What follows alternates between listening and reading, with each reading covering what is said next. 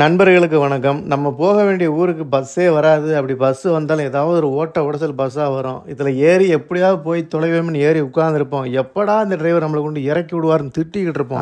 ஆனா அப்படியான டிராவல் தான் நம்மளுக்கு மறக்க முடியாத நினைவுகள கொடுக்கும். ரீசென்ட்டா தேனியில இருந்து கம்பம் வரைக்கும் டிராவல் பண்றதுக்கு எனக்கு ஒரு பழைய டிஎன்எஸ்எஸ்சி பஸ் தான் கிடைச்சது. இந்த பகுதிக்கு நான் முன்ன பின்ன வந்தது கிடையாது. இந்த பகுதியோட இயற்கை எப்படி இருக்குன்னு தெரியாது. ஆனா தேனி பஸ் ஸ்டாண்ட விட்டு வெளியில வந்த ஒரு 20 நிமிஷத்துல சீனரிஸ காட்டுனாங்க பாருங்க கண்ணில். டிரைவர் ஐயோ ஃபாஸ்ட்டாக போகாதையா என்னை இறக்கி விடியான்ற அளவு தாங்க இருந்தது. என்ன மாதிரி சீனரிஸிங்க, கடவுள் கருணையே இல்லாமல் இந்த பகுதிகளை அப்படி படைச்சு வச்சிருக்காங்க. என்ன ஒரு சீனரி. தமிழ்நாட்டில் நீங்கள் எந்த மூலையில் இருந்தாலும் சரி தான், வாழ்க்கையில் ஒரு நாளாவது இந்த பகுதிகள் டிராவல் பண்ணிட்டு வந்துருங்க. நீங்கள் தங்கணும்னு அவசியம் கிடையாது. டிரைவர் முன்னாடி இருந்து எவன்டா கையை அடிக்கடி வெளியே நின்றவன்னு சொல்லி சத்தம் போட்டதுனால அதிகப்படியான வீடியோக்கள் எடுக்க முடியல. ஆனால் வாழ்நாளில் மிஸ் பண்ணக்கூடாத இடங்கள்ல இதுவும் ஒன்று. நண்பர்கள் யாராவது டிராவல் பண்ணிங்கன்னா கமெண்ட்ல தேனி கம்பம் பகுதியில் ஒரு நாள் ட்ரெக்கிங் போயிட்டு வர மாதிரி ஸ்பாட் இருந்தால் மறக்காம கமெண்ட்ல சொல்லுங்க.